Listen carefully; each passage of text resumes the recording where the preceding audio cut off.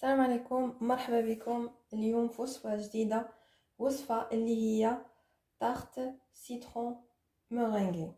هذه طاغت سي طاغت فرونسيز. الوصفة هذه تعلمتها في الفورماسيون اللي راني ندير فيها في سي ا بي باتيسري في لا فرنسا. دونك بروفيتو باش تتعلموا معايا بزاف لي روسيت ان شاء الله. في هذه الوصفة نحتاجو 200 غرام فرينة اللي هي 200 غرام فرينة، نحتاجو 100 غرام بور اللي هي 100 غرام زبدة، نحتاجو فيها 10 غرام سكر غلاس اللي هي 10 غرام سكر غلاسي، ونحتاجو حبة بيض، ونقولوه حبة بيض حوالي 50 غرام.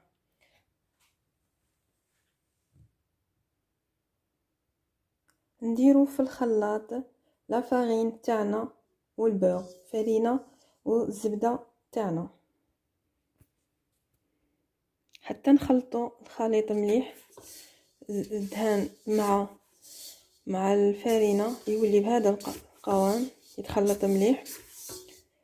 نزيدو نضيفو قرصه ملح، توجور ما ننسوش قرصه ملح، ونديرو حبه بيض،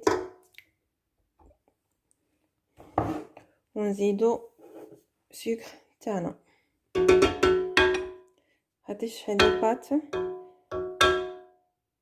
سكري، ونخلطو حتى تولي عجينه.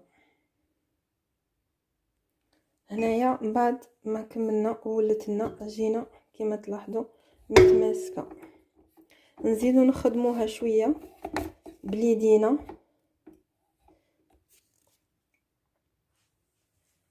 نديرو شويه لا فارين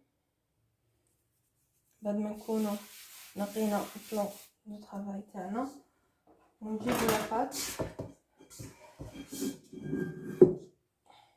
كيما هاك، ونزيدو نخدموها بليدينا بهذه الطريقه. لاباط تجي متماسكه.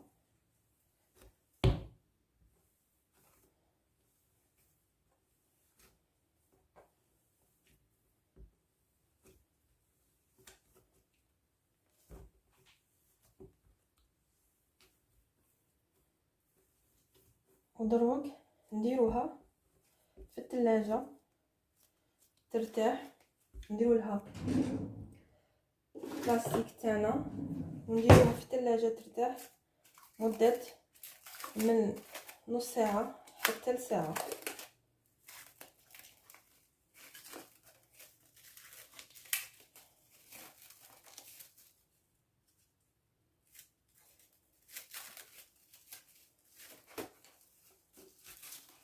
بهذه الطريقه نخلوها ترتاح في الثلاجه. بعد ما نفتحوا لاباط تاعنا اللي خليناها ترتاح في الثلاجه، نحاولوا نفتحوا هكذا العجينه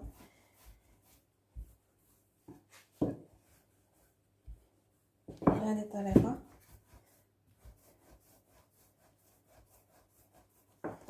باش نديروها في المول تاعنا.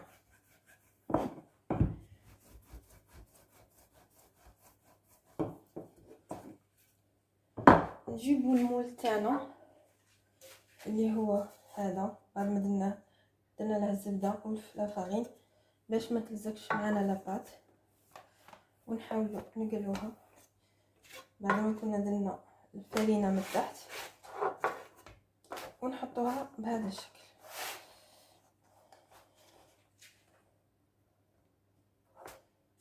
ندخلو داخل في الاطراف بهذه الطريقه.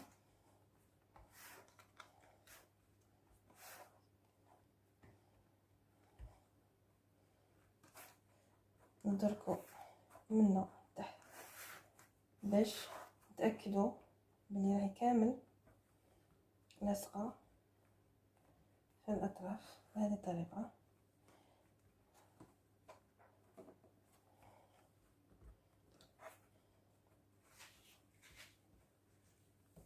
ونجيبو سكين وننزعو الاكسيدون، نقلعو كامل الزوائد تاع الباط بهذه الطريقه.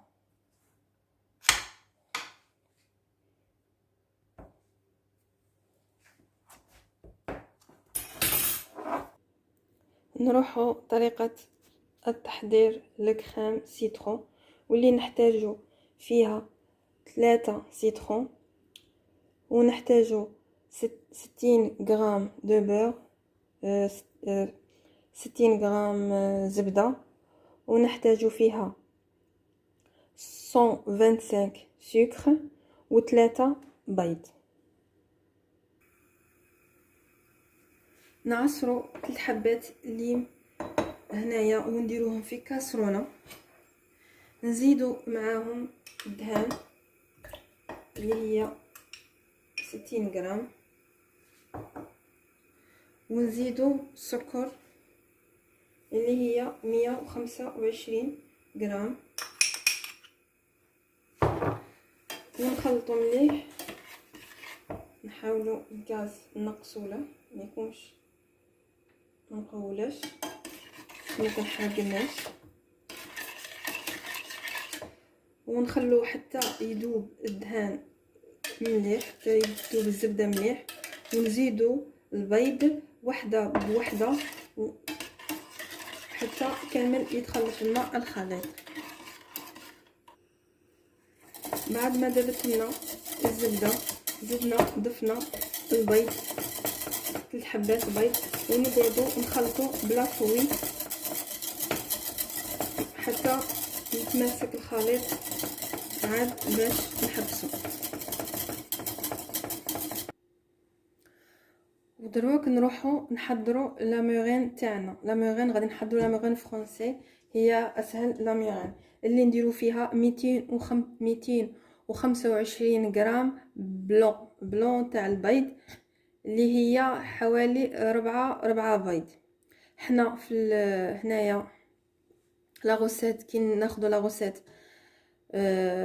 غوسيت ما حتى البيض وندوه بالغرام، باسكو كاين دي فوا تكون حبه كبيره حبه صغيره حبه متوسطه، الوغ ميم البيض نوزنوه اللي هو 225 غرام غير البلون. نديرو فيها قرصه ملح ديما ونخلوه يطلع شويه، ومن بعد نزيدو نضيفو السكر تاعنا كما نقولوا بزوج مراحل.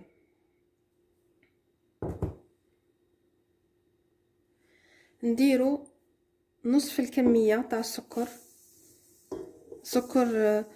ما قلت لكمش من قبل شحال هي 250 غرام، 250 غرام سكر و125 غرام بيض.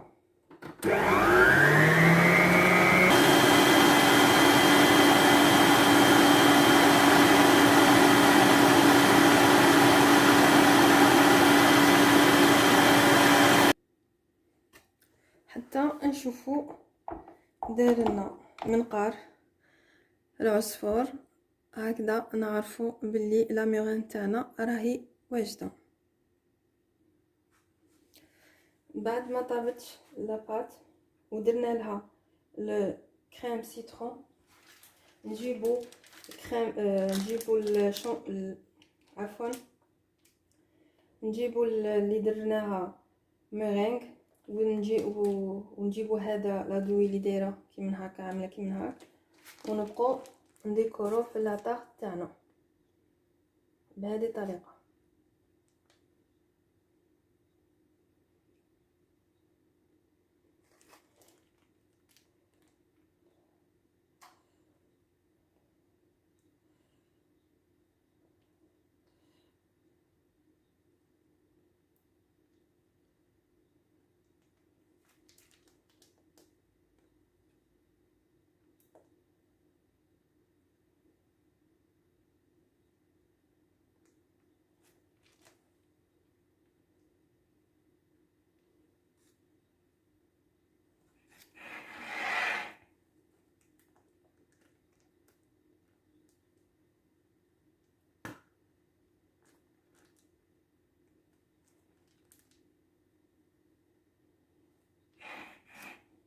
تنكملو كامل طبقة بهذه الطريقة. والديكور يبقى اختياري، نقدروا بدوي واحده اخرى ونديكور واحد اخر.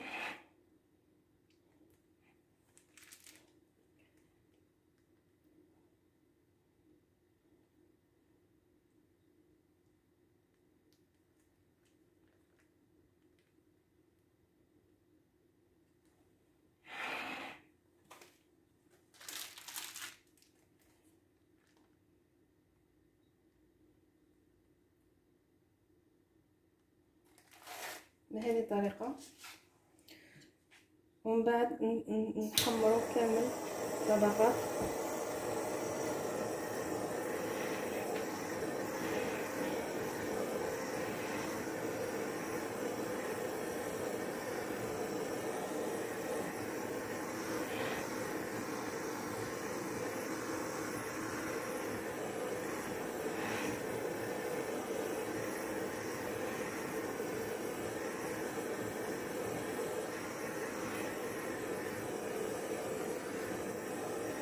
واللي ما عندش هذا الشاليمو يقدر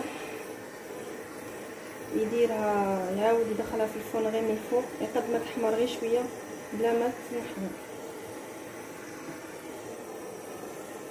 وهذا هو الشكل اللي تحصلنا عليه، وان شاء الله يعجبكم، جربوها وتعجبكم. والى فيديوهات اخرى، ومع السلامه.